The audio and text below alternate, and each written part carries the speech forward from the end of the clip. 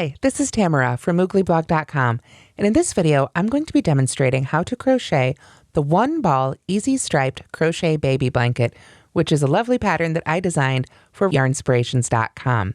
This pattern uses just one cake of red Heart Fleece Hugs, and I've chosen this really pretty elephant colorway, but of course you can choose whichever colorway you like. I also used a USK hook, which is a 6.5 millimeter hook, and you'll also need your standard crochet supplies, like stitch markers, a yarn needle, and scissors.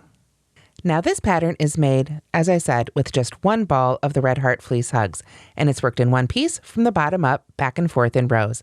Finished, it's approximately 35 inches wide and about 33 inches long.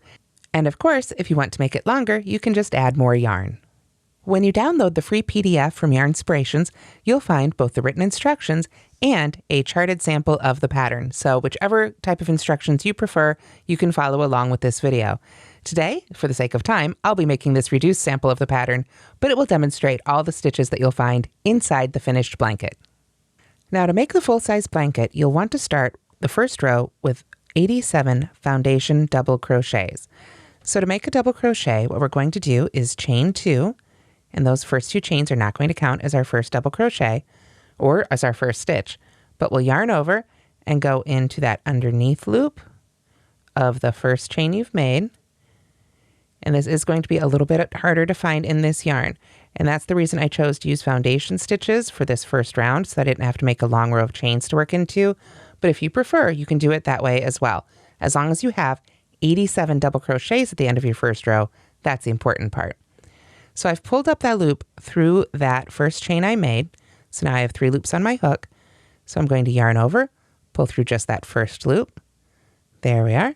Then I'm going to yarn over and pull through 2, and yarn over and pull through 2. And that will be the first double crochet. So what I'm going to go ahead and do is put a stitch marker right in the top of that stitch I just finished, so that I know when I come back for row 2 that that is the last stitch that I'll want to work into for that row. So for all the remaining foundation double crochets, they're going to be worked like so. We're going to yarn over, go under the bottom 2 loops at the bottom of that stitch we just made, like so. There we are. We yarn over, pull up a loop. We've got 3 loops left on our hook. We yarn over, pull through just the first one. Now that's the chain at the bottom of this one. Then we yarn over and pull through 2, and yarn over and pull through 2. And that's our second one. So you'll want to make a total, like I say, of 87 for the full-size blanket, or however you like to make a row of 87 double crochets is absolutely fine. If you'd like a closer look at how to make the foundation double crochet, please do look for that tutorial on the Moogly YouTube channel, where I've worked it in smooth yarn and it's a little bit easier to see. Okay, so at the end of your first row, you should have 87 double crochets, but I wanted to give you a couple of tips. If you're having trouble counting your stitches, you can look for that little string inside the yarn for each of those V's, or you can pull apart the individual posts here and just count each one of those posts to make sure that you have the proper number of stitches. And if you're struggling working to that chain or making those foundation double crochets, finding those 2 loops at the bottom, however you're working those stitches, again, don't fret too much. Just try and get the right number of stitches. If you've gone into the wrong loop somewhere, I bet nobody's going to be able to tell in this yarn. So let's go ahead and start row 3. We're going to start with a chain 3, 1, 2, 3, and this will count as our first double crochet for the remainder of this pattern, the first chain 3 at the beginning of the row. So let's go ahead and put a stitch marker right in the top of that chain 3 so that we know that that is the top of our stitch when we come back to work the other direction. So turning to work back in that other direction, we're going to double crochet in each of the next 2 stitches. So again, just kind of feel for where those should be. Aim to put them above the stitches in the row below. So there's 1 and 2. There we are. Then we are going to skip the next stitch and work a double crochet, chain 1, double crochet in the stitch after that, commonly known as a V-stitch. So we're going to yarn over, skip the next stitch, find that next one. Again, just kind of feel around for your hook to find where it should go. And then we'll work a double crochet, chain 1, and double crochet right back in that same stitch. The nice thing is once you've worked 1 stitch in it, it's a lot easier to find that again. Then we're going to skip the next stitch and work double crochets in the next 3 stitches. So there's 1 and 2 and 3. And you can see I've used a K hook here, which I also mentioned at the beginning. This yarn actually calls for a little bit smaller hook, I believe an I hook. So I've used a slightly larger hook that will help you find these stitches just a little bit easier as well. So after you've made those 3 double crochets, we continue on with our repeat. That's going to take us all the way across. We skip the next stitch, V-stitch in the stitch after that. So that's a double crochet, chain 1, and double crochet right back in that same stitch. Then we skip the next stitch and double crochet in the next 3. And that is the repeat that will take you all the way across the blanket. Of course, on our little guy here, I'm almost there, so I'm going to keep repeating that too, and I'll see you as we get to the end here of row 2. So as you can see, that repeat does take us all the way right to the end where we finish with 3 double crochets in those very last 3 stitches. So with that, we can take our stitch marker out here and turn to come back for our 3rd row. Now, as I said, the 3rd row, like all the rest, are going to start with a chain 3. That will be our first double crochet. So I'm going to go ahead and put that stitch marker in the top of this chain 3 now.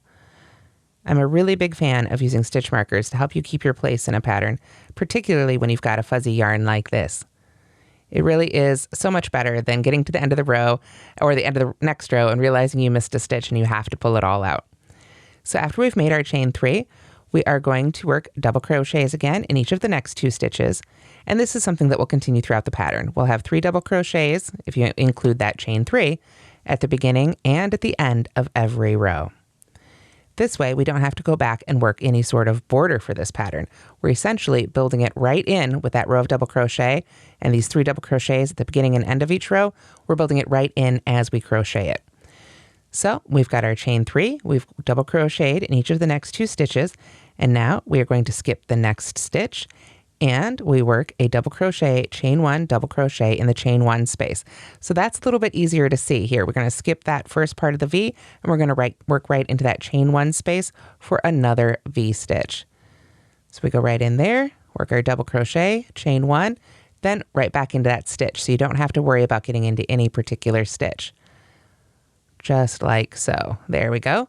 And pull up a little bit more. I'm actually using, this is a slightly different colorway, one with some blue in it, just to get a little bit of variety here. There we go. All right, then we are going to jump over here. We've got that set of 3 double crochets. What we want to do is work 3 double crochets, but only in that center one. So we want to find the center one of those set of 3 and work 3 double crochets all right into that center stitch. So there's 1, we'll go right back in for the other 2. So you can see I tried to put together a stitch pattern here that you're working into the chain spaces a lot, or you're able to find that center stitch. So it's a little bit easier once you get past that first row. Now that essentially was our repeat, which will take us all the way, almost all the way to the end. Since remember, we're going to end with 3 double crochets.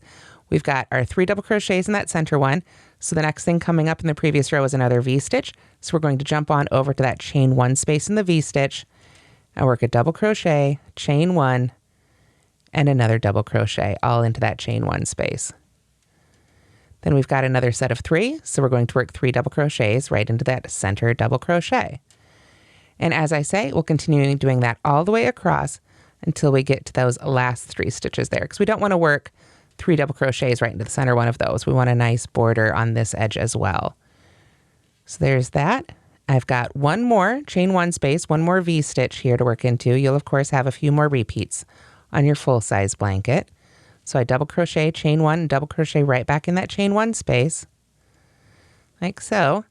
And then, because we're at the end, and I know those are my last 3 stitches, I'm just going to work a double crochet into each of those 3 stitches so that we can still have our nice little border there. So there's the second one, and then I'll finish it all off working into that last marked stitch. So again, kind of like working to the chains or the foundation stitches. If you're having trouble finding just those particular 2 loops, odds are with a yarn this fuzzy, as long as you can get in there with your hook, it's going to look just fine. Nobody's going to say, oh my gosh, you went under the wrong 2 loops. You can't tell. They'd have to get in there with some sort of magnifying glass. So if you can't tell, don't worry about it. So now we're ready for row 4. And now we're ready for row 4. Now row 4 is going to start just as we did with all the others with our chain 3, which is our first double crochet. So I'll go ahead and move my stitch marker right into that top of those chains as best I can there. There we go.